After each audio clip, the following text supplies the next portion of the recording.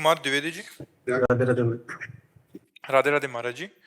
महाराज जी, सामान्य जीवन में कई बार पत्नी और बच्चों पर किसी बात के लिए गुस्सा आ जाता है। कई बार क्षणिक गुस्सा पर बच्चों को डांट देते हैं या थप्पड़ भी मार देते हैं, किंतु अगले ही क्षण अपने को पश्चाताप होता है, अपराध बोध होता है, परंतु कुछ दिनों बाद इसकी फिर से पुनरावृत्ति हो जाती है। ऐसे में सुधार के लिए क्या करना चाहिए? वैसे गृहस्थ में हमने एक बार चर्चा की थी एकांतिक में कि गुस्से का नाटक करना जरूरी है।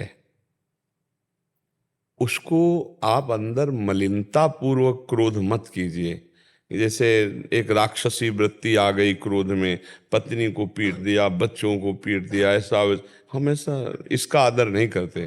पर जैसे आपकी संतान है, अब बच्चा अगर आपसे भयभीत नहीं होगा, डांट नहीं लगाओगे आप, तो कल वो कुमार्गगामी हो जाएगा। माता पिता ही बच्चे के प्रथम गुरु होते हैं। तो धमकाना, अरे ऐसे से क्या मोबाइल में देखते हो, कौन तुम्हारा मित्र है, कैसे, ये मतलब ये जानकारियां करना उसके जीवन की उन्नति के लिए है।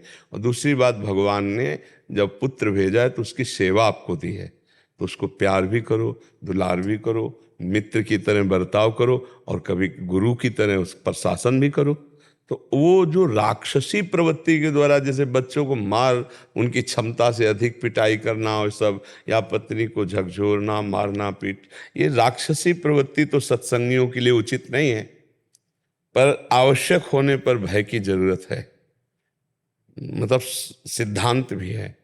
देखो, जैसे बच्चा है या परिवार है, अगर भय नहीं है तो कुमार्गगामी प्रवृत्तियों में परिवार का फंसना निश्चित हो सकता है, क्योंकि ऐसा कुसंग होता है, ऐसी माया की आकर्षण वृत्तियां होती हैं। पवित्र और बिल्कुल शुद्ध जीवन बनाने का योगदान माता पिता का होता है, तो उसमें जरूरत होती डांटने की। एक बार चैतन्य महाप्रभु को डांटा उनके पिताजी ने, शायद जगन्नाथ मिश्र नाम। तो उनको स्वप्न में एक महापुरुष ने कहा कि आप जिनको डांटते हैं जानते हो कौन है? तो बोले हम जानना भी नहीं चाहते। जब वो कृपा करके हमारे को पिता का सौभाग्य दिए हैं तो हम जानना भी नहीं चाहते हो, हमारे लाडले पुत्र हैं, बस इतना। तो बोले आप डांटा मत करो, बोले आवश्यकता पड़ी तो चपत भी जमाऊंगा, क्योंकि मुझे अधिकार दिया है। जब हमारे यहाँ बेटे के रूप में जन्मे तो आवश्यकता पड़ी तो वो दुलार भरा, समझ रहे हो, हम ऊपर से गुस्सा दिखा रहे हैं लेकिन दुलार भरा, ऐसे नम्र, अगर जरूरत पड़ी गलत आचरण हो तो उससे क्या होता है, बालक, अब हम लोग भयभीत हो, अरे नहीं मारेंगे अगर ऐसा गलत करेंगे, तो बच्चे के अंदर इतना भी भय ना बैठ जाए कि वो आपसे भयभीत होकर अपनी बात आप तक ना पहुंचा सके, और इतना भी स्वतंत्र ना हो जाए कि वो जो चाहे वो कर सके। इस बीच की बात को समझना चाहिए, थोड़ा प्रीति, थोड़ा भय, तभी हमारा परिवार चल पाएगा। और पत्नी अर्धांगिनी है, अगर उसकी किसी भी क्रिया में हमको थोड़ा सा भी क्रोध आता है तो उसके भी क्रोध को हमें सहन करना सीखना होगा। ये भी बात समझना है कि अगर कभी वो गुस्सा हो जाती तो अपने मुस्कुरा के चल देते हैं, फिर जब वो शांत होकर बात कर लेंगे। ऐसे कभी पति को गुस्सा आ जाए तो पत्नी को चाहिए शांत रहना चाहिए, जवाब नहीं देना चाहिए। ये गुस्सा अनुकूलता प्रतिकूलता का भाव जब तक बना रहता है तब तक आती ही है। अनुकूल आया तो हर्षित हो गए, प्रतिकूल आया तो क्रोधित हो गए। तो हम धीरे धीरे आगे बढ़े, पर यह जिम्मेवारी है।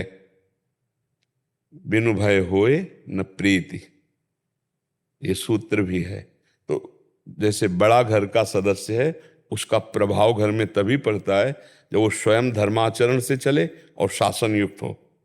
तो फिर बच्चा, परिवार पूरा कि अरे जरा भी त्रुटि में पिटाई हो जाएगी, फिर दंड मिलेगा, तो इससे परिवार सही चलता है।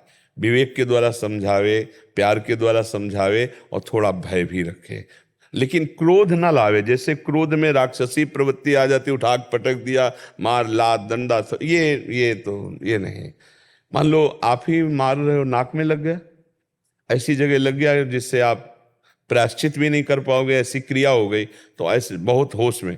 क्रोध में क्या होता है फिर, कहाँ कैसे, जो डंडा मिला जैसे मिला, अब एक हाथ के से उठाया और पटक दिया, ऐसे ये सब आचरण भक्त को नहीं करने चाहिए। पर मृदु क्रोध करने की हम बात कह रहे हैं कि अंदर क्रोध ना करके क्रोध का नाटक किया जाए तो बहुत अच्छा परिवार चले, क्योंकि थोड़ा जरूरी है।